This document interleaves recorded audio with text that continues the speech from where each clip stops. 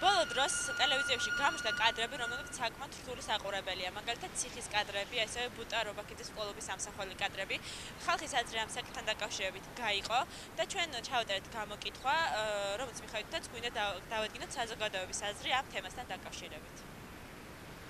უნდა უშვებდეს თუ არა ტელევიზია ისეთ კადრებს, როგორც არის ციხის კადრები და ბუტა რობაქიძის სკოლებასთან დაკავშირებული კადრები? ტელევიზია და საერთოდ მასმედია და საერთოდ ბევრი რამ ამჟამად უმიზნოდ და იდეოლოგიის გარეშე არაფერს არ აკეთებს. მე პირადად ჩემს მოგახსენებთ, რომ ხალხი ისეა დაძაბული, რომ ბუტა რობაქიძის საქმესთან დაკავშირებით და საერთოდ გამოძიებასთან დაკავშირებით ჯობია დაასრულონ გამოძიება, გამოიტანონ დასკვნები და მერე მიაწოდონ ინფორმაცია ხალხს. ეზეთ იყო თუ არა მიზანშეწონილი ციხის კადრების და ბუტა რობაქიძის სკოლობის კადრების გაშვება ტელევიზიით? ამაზე რძენი იყო ის კადრები, რაც დავინახე, ყურება აღარ მინდოდა.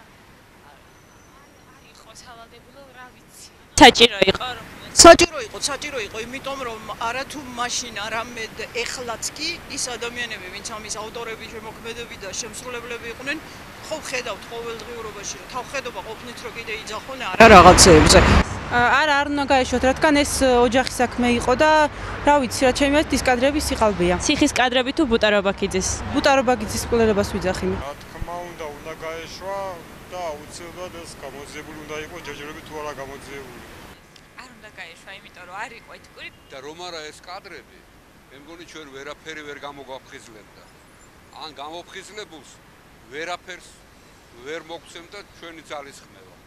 ამიტომ ეს საჭირო იყო. ვუყურებდი, მაგრამ ძირთადად, რა ვიცი, მაინც. ანუ მაინც მე ვუყურე თუ მშობლებმა არ განახეს? არა, მშობლების დაშლით არა, უბრალოდ, რა ვიცი, მე აღარ მიყურებია. მაინტერესებს უნდა გაეშვათ თუ არა ტელევიზიაში.